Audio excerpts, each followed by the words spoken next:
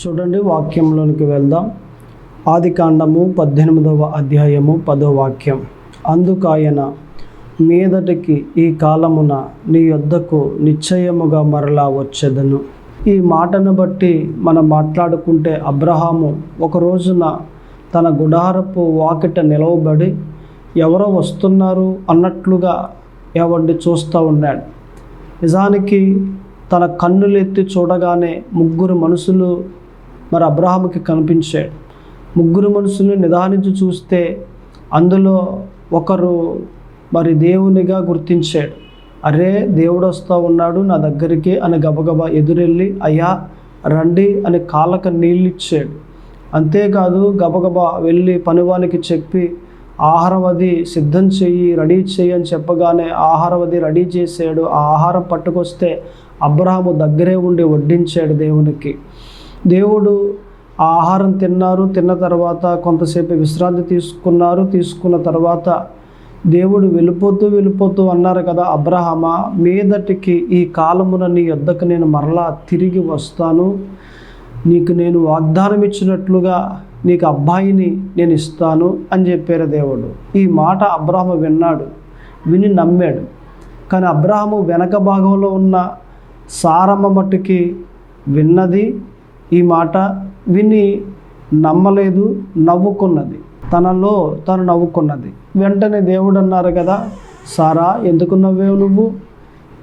నాకు అసాధ్యమైనది ఏదైనా ఉందా? లేదు కదా. ఈ టైంలో నేను నీకు అబ్బాయిని ఇవ్వలేనంత ఇచ్చేంత సామర్థ్యం నాకు లేదా? అంత సామర్థ్యం లేనివానిగా నేను నీకు కనిపిస్తూ ఉన్నానా?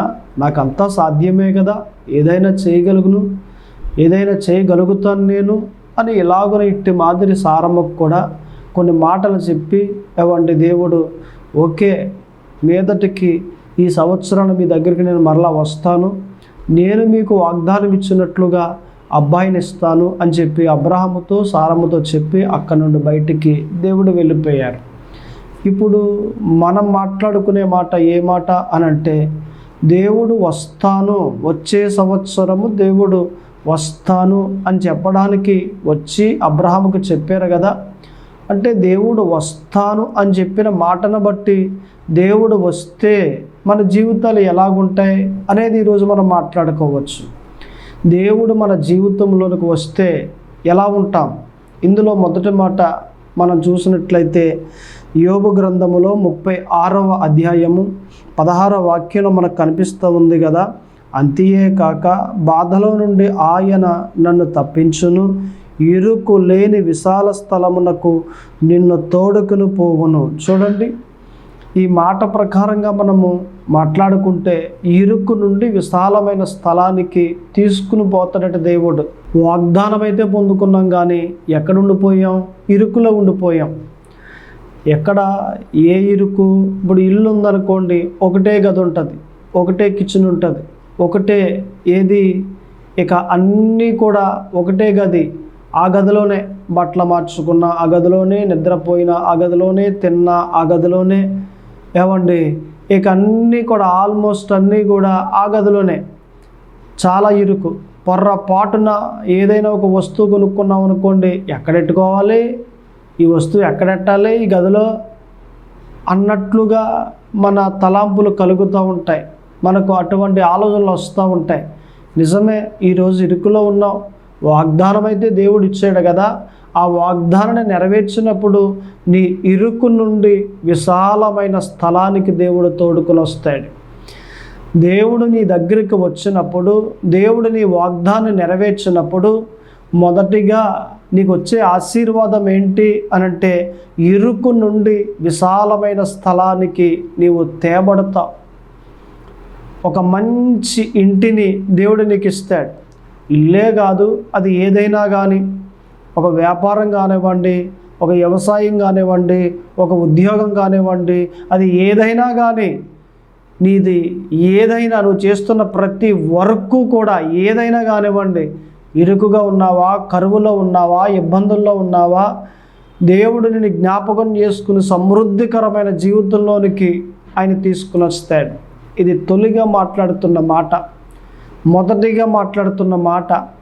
దేవుడు నీ దగ్గరికి వచ్చినప్పుడు, నీ వాగ్దానాన్ని నెరవేర్చినప్పుడు మొట్టమొదటిసారిగా నీ జీవితంలో జరిగేది ఏంటి అంటే, ఇరుకు నుండి విశాలమైన స్థలానికి నిన్ను తీసుకుని వస్తాడు దేవుడు.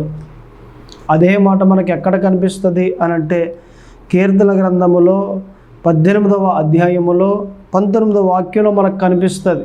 దావీదు సాక్ష్యం ఇస్తాడు. Psalms 18:19 దావీదు అంటాడు కదా, ఇరుకు నుండి విశాలమైన స్థలానికి దేవుడు నన్ను తీసుకొచ్చాడు అని అక్కడ మాట్లాడతాడు, సాక్ష్యం ఇస్తాడు. అంటే దావీదు ఎక్కడున్నాడట? ఇరుకులో ఉన్నాడు. ఇరుకులో జీవిస్తున్న దావీదుని దేవుడు విశాలమైన స్థలానికి తీసుకుని వచ్చేసాడు.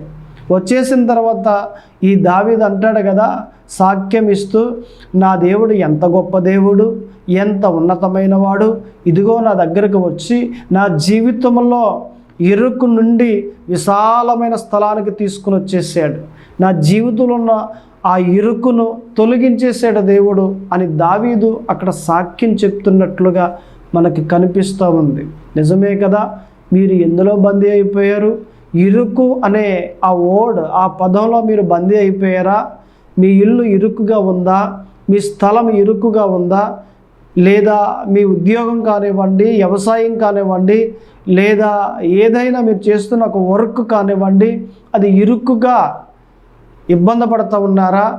దేవుడు మీ వ్యాపారాన్ని వృద్ధి చేయబోతున్నాడు, విశాలమైన స్థలానికి తీసుకెళ్ళబోతున్నాడు. ఈ గదిలో ఎలా చేయాలండి వ్యాపారం? ఏది ఈ చిన్న గదిలో ఏం చేయాలి? కనీసం ఏది బలాలు పెట్టుకోవడానికి లేదు, లేకపోతే ఇలా లేదు, ఇలా చేయడానికి లేదు, నిలబడడానికి లేదు, ఇద్దరు మనుషులు లోపలికి వెళ్ళి రావడానికి వీలు లేదు. ఇటువంటి వ్యాపారం ఇంత చిన్న గదిలో ఎలా చేయాలండి అని ఇబ్బంది పడుతూ ఉన్నారా? మీ వ్యాపారాన్ని వృద్ధి చేయబోతున్నాడు ఆయన. ఇరుకు నుండి విశాలమైన స్థలానికి తీసుకురాబోతూ ఉన్నాడు ఆయన. ఎస్, ఇది నిజం, ఇట్ ఈజ్ రియల్. మీరు నమ్మండి, ఖచ్చితంగా దేవుడు మిమ్మల్ని దీవిస్తాడు. ఆయన మీకు కావలసిన ప్రతి ఈవి ఆయన కలగజేస్తాడు. మిమ్మల్ని మర్చిపోడు ఆయన. మర్చిపోయే దేవుడు మన దేవుడు కాదు. మిమ్మల్ని జ్ఞాపకం చేసుకుంటాడు. జ్ఞాపకం చేసుకుని మీకు కావలసిన ప్రతి ఈవి, ప్రతి దీవెన, ప్రతి ఆశీర్వాదము దేవుడు మీకు ఇస్తాడు.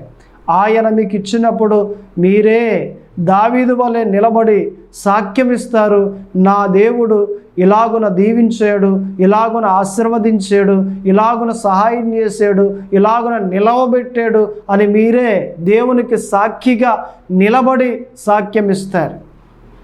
ఆ దినములు రాబోతున్నాయి, ఆ రోజులు రాబోతున్నాయి. మీ జీవితం బాగుపడే, మీ జీవితానికి వెలుగొచ్చే, మీ జీవితానికి నెమ్మది కలిగే, మీ జీవితానికి ప్రశాంతమైన జీవితం కలిగే అటువంటి స్థితి కలిగిన జీవితం మీకు రాబోతూ ఉన్నది. సో మీరు ఏం చేయాలి అంటే నమ్మాలి. దేవుడు వాగ్దానం ఇచ్చాడు కదా, వస్తాడాయన అని నమ్మాలి, ఇస్తాడాయన అని నమ్మాలి. అబ్రహాము కూడా అలాగనే దేవుడు వస్తాడు వస్తాడు వస్తాడు అని ఒకరోజు కాదు, లేదా ఒక నెల కాదు, లేదా ఒక సంవత్సరం కాదు, 75 సంవత్సరాల వయసులో వాగ్దానం పొందుకున్న అబ్రహాము 99 సంవత్సరాల వయసు వచ్చేంత వరకు కూడా అలాగునే నమ్ముతూ ఉన్నాడు. ఎన్ని సంవత్సరాలు? 24 సంవత్సరాలు నమ్ముతూనే ఉన్నాడు. నమ్ముతూ నమ్ముతూ నమ్ముతూ నమ్ముతూ ఆఖరికి తనకు 99 సంవత్సరాల వయసు వచ్చేసింది. అప్పుడు తన గుడారపు వాకిట నిలబడి కన్నులెత్తి చూడగానే దేవుడు వచ్చేస్తున్నాడు. అరే, నా దగ్గరికి దేవుడు వచ్చేస్తున్నాడు అనేసి గబగబా ఎదురెళ్ళాడు. ఆయనకి ఎవరిని నమస్కారం చేశాడు, సాష్టాంగ నమస్కారం. అంతేకాదు, ఆయనకి కాళ్ళు కడుక్కోవడానికి నీళ్ళు ఇచ్చాడు, ఆహారం వడ్డించాడు, ఎవరిని ఎంతగానో దేవునికి పరిచయం చేశాడు. అప్పుడు దేవుడు అంటాడు కదా, అబ్రహామా, ఇదిగో ఇక మీదట నీ దగ్గరికి నేను రాబోతున్నాను, మీదటికి మీదటికి వచ్చే సంవత్సరం నీ యొద్దకు వచ్చి నీ వాగ్దానాన్ని నెరవేరుస్తాను అని అన్నాడు. ఆ మాటను బట్టి అబ్రహాము ఎంత సంతోషించాడు, ఎంత ఆనందించాడు. ఇలాగను మీ దగ్గరికి కూడా రాబోతున్నాడు. వాగ్దానం ఇచ్చిన దేవుడు మీ దగ్గరకు కూడా ఒక రోజున వస్తాడు. మీకు మాట ఇచ్చిన దేవుడు మీ దగ్గరకు కూడా ఒక రోజున వస్తాడు. ఆయన మీకు ప్రామిస్ చేసిన దేవుడు ఒక రోజు అంటూ ఉంది. ఆ రోజు నిర్ణయ కాలము. ఆ నిర్ణయ కాలమందు నిర్ణయించిన ఆ రోజునందు మీ దగ్గరకు వచ్చి నిలబడతాడు. అరే, నా దేవుడు వచ్చేసాడు నా దగ్గరికి, వాగ్దానం ఇచ్చిన వాడు నమ్మదగిన వాడు, అయ్యా నెరవేర్చండి, కృప చూపించండి అని ఇలాగున్న దేవుని పాదాల పట్టుకుని వేడేవారుగా, వేడుకునేవారుగా మీరుంటారు. ఆ రోజు రాబోతూ ఉన్నది. ఆ దినములు రాబోతూ ఉన్నాయి. నీ గురించి నిర్ణయించిన రోజు రాబోతూ ఉన్నది. నిన్ను హెచ్చింపజేసే రోజు రాబోతూ ఉన్నది. నిన్ను ఎదిగింపజేసే రోజు రాబోతూ ఉన్నది. నిన్ను ఆనందంగా ఉంచే రోజు రాబోతూ ఉన్నది. ఆ దినములు వచ్చినప్పుడు నువ్వు హెచ్చింపబడతావు, ఎదుగుతావు, వర్ధిల్లుతావు. నీ ప్రాంతంలో తలగా చేయబడతావు, ఒక మంచి అధికారిగా చేయబడతావు. దేవుడు నిన్ను జ్ఞాపకం చేసుకుని ఆయన కృపతో నింపి నిన్ను అంతకంతకు ఎదిగింపజేసి, వర్ధిల్లింపజేసి ఒక ఉన్నతమైన స్థాయిలోనికి దేవుడు నిన్ను తీసుకుని వస్తాడు. ఆ రోజు రాబోతూ ఉన్నది, వస్తుంది. ఎన్నో బాధలు పడ్డావు కదా, ఎన్నో ఇబ్బందులు పడ్డావు కదా, ఎన్నో ఇరుకుల గుండా, కరువుల గుండా ప్రయాణం చేసావు కదా, ఎన్నో మార్లు తల బాదుకున్నావు కదా, ఎన్నో మార్లు ఏడ్చావు, దుఃఖపడ్డావు కదా, ఎన్నో మార్లు నిందింపబడ్డావు కదా, ఎన్నో మార్లు అవమానము చెందావు కదా, ఎన్నో మార్లు శ్రమ గుండా ప్రయాణం చేస్తూ నా బ్రతుకు ఇంతేనా, నా బ్రతుకు మారదా, దేవా మార్చు అని దేవునికి మొర్ర పెట్టావు కదా. ఆయన వస్తున్నాడు నీ దగ్గరికి. నీ జీవితాన్ని మార్చడానికి ఆయన వస్తున్నాడు. నీ బ్రతుకును మార్చడానికి ఆయన వస్తున్నాడు. నీ బ్రతుకు వెలిగింపబడ్డానికి దేవుడు వస్తున్నాడు. ఆయనే వచ్చి నీ జీవితాన్ని మార్చబోతూ ఉన్నాడు, మారుస్తాడు. మన మొదటి మాట ఏమాటనంటే ఇరుకు నుండి విశాలమైన స్థలానికి తీసుకొస్తూ ఉన్నాడు ఆయన. ఇక మనం రెండవ మాటలోనికి వెళ్ళినట్లయితే కీర్తన గ్రంథములో 126వ అధ్యాయములో 1వ వాక్యాన్ని చదువుకుందాం. చూడండి. సియోనుకు తిరిగి వచ్చిన వారిని యెహోవా చేతిలో నుండి రప్పించినప్పుడు మనము కలకనిన వారి వలె ఉంటిమి, మన నోటి నిండా నవ్వుండెను. నిజానికి మనం ఎలాగుంటామట? వాగ్దానం నెరవేర్పు దేవుడు చేయడానికి వచ్చినప్పుడు ఒక కలకనిన వారి వలె ఉంటామట. అంటే గతంలో జరిగిన ఆ జీవితాన్ని జ్ఞాపకం చేసుకున్నప్పుడు అన్ని బాధల్ని అనుభవించేనా, అన్ని శ్రమల్ని అనుభవించేనా, అన్ని ఇబ్బందుల్ని అనుభవించేనా, అటువంటి అవమానాలని అనుభవించేనా, ఓరు నాయన ఇదంతా ఒక కలగా ఉందరా బాబు అని అనుకుంటామట. దేవుడే నీ దగ్గరికి వచ్చినప్పుడు, నీకు ఇచ్చిన వాగ్దానాన్ని నెరవేరుస్తూ ఉన్నప్పుడు, వెనక్కి అనుభవించిన జీవితాన్ని ఒక మారు చూసినప్పుడు నీవు ఏమనుకుంటావంటే, కలగా ఉందరా బాబు ఈ జీవితం, కలకనిన వారి వలె, అంటే కలగా ఉందరా బాబు, ఈ బాధలన్నీ ఒక కలగా ఉన్నాయిరా బాబు అని అనుకుంటావట. అంతేకాకుండా ఆ మాట మాట్లాడిన తర్వాత చూడండి, మనము కలకనిన వారి వలె ఉంటిమి అన్న తర్వాత మన నోటి నిండా నవ్వుండెను. ఏముంటుందట? మన నోటి నిండా నవ్వు ఉంటుంది. అంటే దేవుడు నీ దగ్గరికి వచ్చినప్పుడు, నీకిచ్చిన వాగ్దానాన్ని నెరవేరుస్తూ ఉన్నప్పుడు నీ నోటి నిండా నవ్వు ఉంటుంది. మన సెకండ్ వర్డ్ ఇది. మన ఫస్ట్ వర్డ్ ఏంటి? ఇరుకు నుండి విశాలమైన స్థలానికి తీసుకొస్తాడు. మన సెకండ్ వర్డ్ ఏంటి? మన నోటి నిండా నవ్వుంచుతాడు. ఎన్నాళ్ళు ఏడ్చాం కదా, ఇప్పుడు ఎలాగట? దేవుడు వచ్చిన తర్వాత మన జీవితంలోనికి నవ్వుతాం. ఎందుకంటే పలానా చోట కార్యం జరగొద్దు, ఎంత మంచి కార్యం, ఇలా వచ్చేసరికి ఘనత కలగొద్ది, ఇంకా ఆనందం, ఇంకా సంతోషం, ఇక్కడ ఘనత కలిగింది. ఇంకో చోటకి వెళ్ళేసరికి మరింత దీవెన కలగొద్ది, మరింత ఆశీర్వాదం కలగొద్ది. ఇలాగున దీవెన, ఆశీర్వాదము, ఘనత దేవుడు హెచ్చింపజేస్తూ ఉంటే, ఎదిగింపజేస్తూ ఉంటే, అంతకంతకు వర్ధిల్లింపజేస్తూ ఉంటే, మన జీవితంలో జరిగిన కార్యాలను బట్టి మన ముఖమంతా కూడా నవ్వుతూ నింపబడి, నవ్వుతూ ముందుకు సాగుతూ ఉంటాం. మన నోటి నిండా నవ్వును దేవుడు పెడతాడు. మన నోటి నిండా నవ్వును దేవుడు పెడతాడు. నవ్వుతూనే ఉంటాం, ఆనందపడుతూనే ఉంటాం, సంతోషపడుతూనే ఉంటాం. గతంలో జరిగిన బాధలన్నీ మర్చిపోయేంత ఆనందాన్ని దేవుడు మనకి ఇవ్వబోతూ ఉన్నాడు. అందుకే యోసేపు కూడా ఒక మాట అంటాడు, ఏమని? 2 మగబిడ్డలు పుట్టిన తర్వాత నా బాధంతా కూడా నేను మర్చిపోయానంటాడు. ఎన్నో బాధలు పడ్డాడు యోసేపు, ఎన్నో రకాలుగా బాధింపబడ్డాడు, ఎన్నో రకాలుగా ఏడ్చాడు, ఎన్నో రకాలుగా అపవాది బంధిస్తే బంధింపబడ్డాడు. అయితే ఆ నిర్ణయ కాలం రాగానే, ఆ కాలం వచ్చేసిన తర్వాత దేవుడు ఆ బంధకాలను తెగ్గొట్టేసి దీవించి బలపరిచి ఒక అధికారిగా ఖజానా అంతటికి, ఐగుప్తి దేశం మీద ఖజానా అంతటికి అధికారిగా చేసిన తర్వాత 2 అబ్బాయిలు యోసేపు కన్నాడు. కన్న తర్వాత అంటాడు కదా, నా బాధంతా తొలగిపోయింది, నా బాధంతా మర్చిపోయేటట్లుగా అంత ఆనందాన్ని దేవుడు నాకు ఇచ్చాడు అని సాక్ష్యం ఇచ్చాడు యోసేపు. అసలు బాధలంటే ఎటువంటి బాధలండి? అన్నయ్యలు తీసుకెళ్ళి గోతులో పడేశారు, అది ఎంత బాధ. మరలా గోతుల నుండి బయటికి తీసుకొచ్చి దారిన పోయేవారికి అమ్మేశారు. సొంత అన్నయ్యలు అమ్మేశారు. ఆల తీసుకెళ్ళి సంతలో పెట్టి అమ్మకం పెడితే పోతిఫర్ కొనుక్కున్నాడు. పోనీ అక్కడన్నా నమ్మకంగా బ్రతుకుతూ ఉంటే పోనీ అక్కడేం జరిగింది?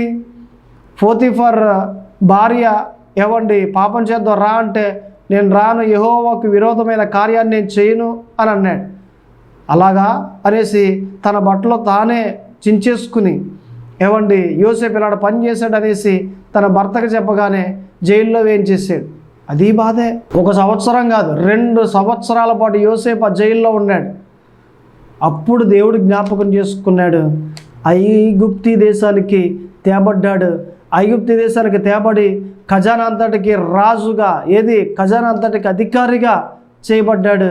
చేయబడిన కొన్నాళ్లకు 2 పిల్లలు కూడా మగబిడ్డలు దేవుడు ఇచ్చాడు. అప్పుడు పలుకుతున్న మాట ఇది, నా బాధంతా కూడా దేవుడు తీసేసాడు. నా బాధంతా కూడా మర్చిపోయేంత ఆనందాన్ని, నా బాధంతా మర్చిపోయేంత సంతోషాన్ని నా దేవుడు నాకు ఇచ్చేసాడు. నా నోటి నిండా నవ్వుంచాడు అనే మాట యోసేపు పలికినట్లుగా మనం చూస్తూ ఉన్నాం. తన ముఖమంతా సంతోషం, తన నోటి నిండా ఆనందం, తన నోటి నిండా నవ్వు.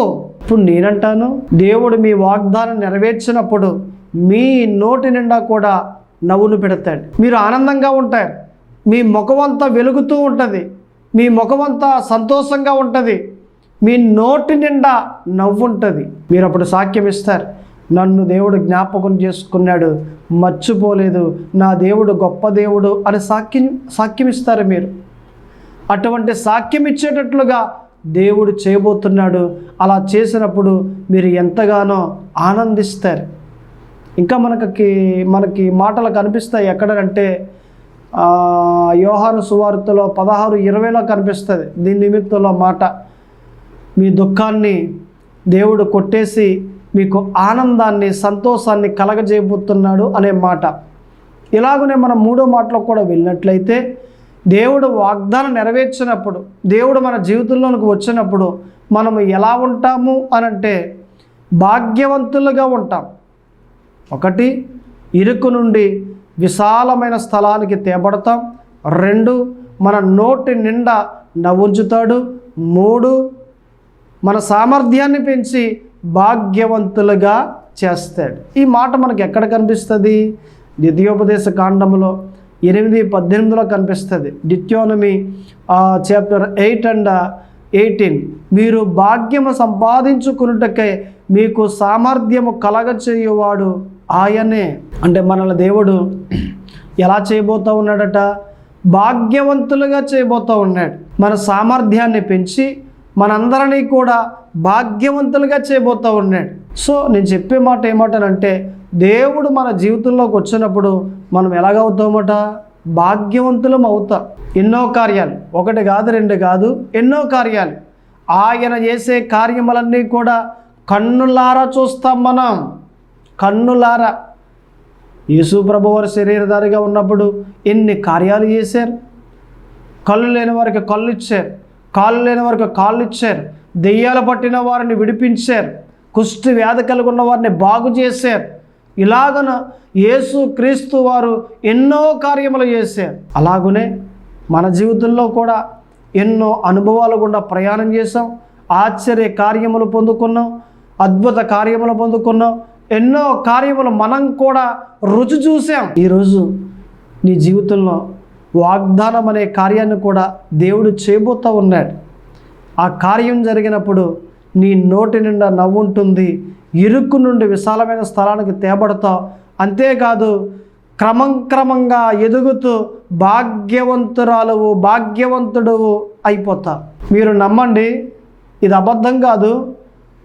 మీరే మాట్లాడతారు, మీరే దేవుని కోసం సాక్ష్యం ఇస్తారు. అటువంటి రోజులు మీ ముందరున్నాయి. ఇప్పుడు ఒక ప్రాంతంలో ఒక సువార్థికుడు ఉన్నాడు.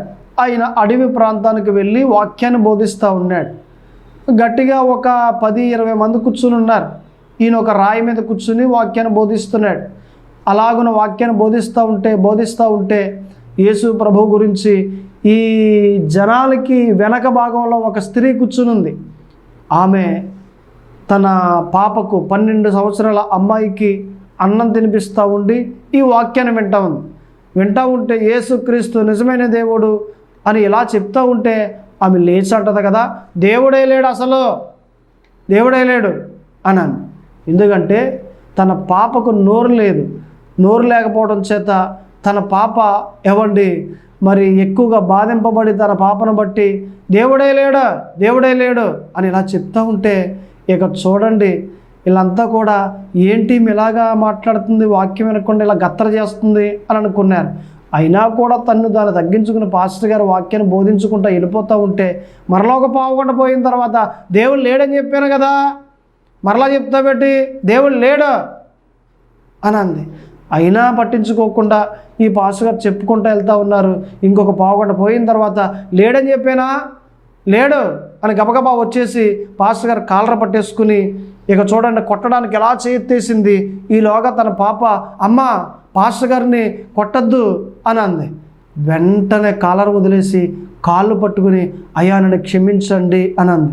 ఏమ్మా అనంటే నా పాప మోగది, ఇప్పుడు వరకు మాట్లాడలేదు, ఇదిగో ఇప్పుడు మాట్లాడుతూ ఉంది, దేవుడు ఉన్నాడయ్యా అని అంది. దేవుడు ఉన్నాడు, దేవుడు లేడు అని అంటే బుద్ధిహీనత. ఈ భూమిని క్రియేట్ చేసింది ఎవరు? ఆ ఆకాశాన్ని క్రియేట్ చేసింది ఎవరు? సూర్యుణ్ణి, చంద్రుణ్ణి, నక్షత్రములను క్రియేట్ చేసింది ఎవరు? దేవుడే కదా. మనుషులు చేయలేనివి ఉన్నాయి అని అంటే అవి ఎవరో చేశారు, ఆ ఎవరట? దేవుడే కదా. దేవుడు లేడు అని అంటే అది బుద్ధిహీనత. బుద్ధిహీనురాలే అంటది దేవుడు లేడు అని. దేవుడు ఉన్నాడు అని ఎవరైతే అంటారో వారు బుద్ధిమంతులు. మనమంతా కూడా దేవుడు ఉన్నాడు అని నమ్మాలి. ఇటువంటి కార్యములు ఎన్నో మోగ అమ్మాయి మాట్లాడింది అంటే ఇటువంటి కార్యములు ఎన్నో యేసు ప్రభువారు చేశారు శరీరధారిగా ఉన్నప్పుడు. మన జీవితంలో కూడా ఎన్నో చూసాం, ఎన్నో అనుభవించాం, ఎన్నో చెప్పుకున్నాం, ఎన్నో బోధించాం, ఎన్నో అనుభవించాం. సో నేను చెప్పే మాట ఏమాటనంటే నిన్ను భాగ్యవంతునిగా చేయబోతూ ఉన్నాడు దేవుడు. నీ దగ్గరికి వచ్చినప్పుడు, నీకు ఇచ్చిన వాగ్దానాన్ని నెరవేర్చినప్పుడు నీవు ఎలాగవుతావు అని అంటే భాగ్యవంతునిగా అవుతావు. భాగ్యవంతునిగా ఆయన వచ్చినప్పుడు మన జీవితంలో మొదటిగా జరిగేది ఏంటి? ఇరుకు నుండి విశాలమైన స్థలానికి తేబడతాం. రెండవదిగా మన జీవితంలో జరిగేది ఏంటట? దేవుడు కార్యాలు చేస్తాడు కాబట్టి మన నోటి నిండా నవ్వుంటుంది. మూడవదిగా మన సామర్థ్యాన్ని పెంచి భాగ్యవంతులుగా చేస్తాడు. ఏం పెంచి? మన సామర్థ్యాన్ని పెంచి. ఒక వ్యక్తి భాగ్యవంతునిగా అవ్వాలి అని అంటే తన సామర్థ్యం ఏం చేయబడాలి? పెంచబడాలి. ఇప్పుడు ఒక 5,000 రూపాయలు వస్తున్నాయండి ఒక వ్యక్తికి, ప్రతి నెల 5,000 తీసుకుంటున్నాడు. అలాగే వస్తూ ఉంటే, అలాగే తీసుకుంటూ ఉంటే అలాగే ఉంటాడు. భాగ్యవంతుడు అయిపోతాడా? అవడు. కానీ ఒక సంవత్సరం పోయిన తర్వాత ఆ 5,000 20,000 అయిందనుకోండి, మరలా ఒక 3-4 సంవత్సరాలు పోయిన తర్వాత ఆ 20,000 50,000 అయిందనుకోండి, మరలా 2-3 సంవత్సరాలు పోయిన తర్వాత ఆ 50,000 1,00,000 అయిపోయింది అనుకోండి, ఇప్పుడు ఎలాగుంటుంది? ఇతను భాగ్యవంతుడు అయిపోడా? ఇలా పెరుగుతూ ఉంటే మన సామర్థ్యం, మనం ఏమైపోతామట? భాగ్యవంతులం అయిపోతాం. దేవుడు కూడా అదే అంటున్నాడు, మీ సామర్థ్యాన్ని పెంచి భాగ్యవంతునిగా నేను చేస్తాను, మిమ్మల్ని భాగ్యవంతులుగా చేస్తాను. ఎప్పుడో తెలుసా? నేను నీకు ఇచ్చిన వాగ్దానాన్ని నెరవేర్చడానికి వచ్చినప్పుడు మొదటిగా ఇరుకు నుండి విశాలమైన స్థలానికి తీసుకుని వెళ్తాను. రెండవదిగా మీ నోటి నిండా నవ్వుంచుతాను. మూడవదిగా మీ సామర్థ్యాన్ని పెంచి భాగ్యవంతులుగా చేస్తాను. సో మనమంతా కూడా నమ్మాలి, నమ్మే వ్యక్తులుగా మనం ఉండాలి. నమ్మే వారిగా మనం ఎప్పుడైతే ఉంటామో నిశ్చయముగా దేవుడు కార్యాన్ని చేస్తాడు. దేవుడు మన దగ్గరకు వచ్చినప్పుడు ఇలా కార్యం, ఇలా ప్రార్థన చేస్తే అలా కార్యం జరుగుతూ ఉంటుంది. అడ్సన్ టైలర్ అని ఒక మంచి భక్తుడు, ఆయన వాడెక్కి ప్రయాణం చేస్తూ ఉంటే ఒక రోజున సముద్రం మధ్యలో ఉండగా ఏమైనా వాడాగిపోయింది. గబగబా వచ్చి, అయ్యా వాడాగిపోయింది ఏంటి అని వాడ నాయకుడిని అడిగితే, మరి ఇదిగో ఐసుగడ్డలన్నీ ఎక్కువగా ఉన్నాయి, చలి ఎక్కువగా ఉంది కదా, ఈ నీరంతా కూడా గడ్డలుగా కట్టేసాయి కాబట్టి వాడ ప్రయాణం చేయడం కుదరదు. ఇప్పుడు వాడను కానీ మనం నడిపించామంటే ఈ వాడ బద్దలైపోయే పరిస్థితి ఉంది కాబట్టి ఆఫ్ చేసేసాం. ఇలాగా తరచుగా జరుగుతూ ఉంటాయి, ఇప్పుడు కూడా అలాగే జరిగింది, అంతే, దీనికి ఏం వర్రీ కాకు, ఒక మరలా 4 రోజులకు 5 రోజులకు గడ్డలు కరిగిపోతే వెళ్ళిపోదాం అని చెప్పాడు. ఈయన అర్జెంటుగా వెళ్ళాలి, ఎలాగా ఏంటి అని ఆలోచన చేసి ఇక ప్రార్థన చేయడం మొదలుపెట్టాడు. ఆ రోజంత మాటలు ప్రార్థన చేస్తూ ఉన్నాడు. రెండో రోజు కూడా ప్రార్థన చేస్తూ ఉన్నాడు. రెండో రోజు అయిన తర్వాత సాయంత్రం పూట 4 ఆ సమయంలో బయటికి వెళ్ళి చూడు అని ఒక చిన్న ప్రేరేపణ వచ్చింది. గబగబా బయటకు వచ్చాడు. వాడ మొదటిగా ఉన్న ఏది ముందు భాగంలో నిలబడ్డాడు. నిలవబడి చూస్తే ఏమైనా గడ్డలన్నీ కూడా, ఐసు గడ్డలన్నీ కూడా కరిగిపోయాయి. ఇటు ఐసు గడ్డలన్నీ కరిగిపోయాయి ఏంటి అని దేవుడు ఎంత కార్యం చేశాడు. నిజంగా దేవుడు చేసిన కార్యం గబగబా ఆ నాయకుని దగ్గరికి వెళ్ళి ఎప్పుడైతే ఇలా చెప్పాడో ఆ నాయకుడు అంటాడు కదా, ఏంటి ఐసు గడ్డలు కరిగిపోయాయా? ఇలాగా ఎప్పుడైనా జరిగిందన్నప్పుడు 5 రోజులు 6 రోజులు టైం తీసుకుంటుంది. అప్పటి వరకు కూడా కరగవయి, 2 రోజుల్లో కరిగిపోయాయా? కరగవయి అని అన్నాడు. లేదండి, ఒక మారు వచ్చి చూడండి అంటే వచ్చాడు, చూశాడు, గడ్డలు కరిగిపోయాయి. నిజమేనండి, కరిగిపోయాయి. ఎలా కరిగిపోయానంటే నేను ప్రార్థన చేశానండి, దేవుడు సహాయం చేశాడండి అని చెప్పాడు. ఓ, నువ్వు ప్రార్థన చేసిన దేవుడు గొప్ప దేవుడు, ఆయనే ఈ కార్యం చేశాడని ఒప్పుకున్నాడు. ఇలాగని ఎన్నో కార్యాలు మనం చూస్తూ ఉంటాం. ఈ మాట ప్రకారంగా నేను చెప్తూ ఉన్నాను కదా, ఇక్కడ మనం మాట్లాడుకున్న మాట ఏ మాటట? దేవుడు మన జీవితంలోనికి వచ్చినప్పుడు ఇరుకు నుండి విశాలమైన స్థలానికి తేబడతాం. దేవుడు మన జీవితంలోనికి వచ్చినప్పుడు మన నోటి నిండా నవ్వుంచుతాడు. దేవుడు మన జీవితంలోనికి వచ్చినప్పుడు మన సామర్థ్యాన్ని పెంచి భాగ్యవంతులుగా చేస్తాడు. ప్రార్థన చేసుకుందాం, కళ్ళు మూసుకోండి. ప్రార్థన. పరిశుద్ధుడా దేవా తండ్రి, ప్రభువా యేసు క్రీస్తు, అయ్యా ఇదిగో ప్రభువా, ప్రార్థన చేస్తూ ఉండగా మీ కృపాక్షేమములు మెండుగా కలగచేయండి ప్రభు. మీ కృపతో నింపండి, మీ బలముతో నింపండి, మీ దీవెన ఆశీర్వాదములు మెండుగా కలగచేయండి.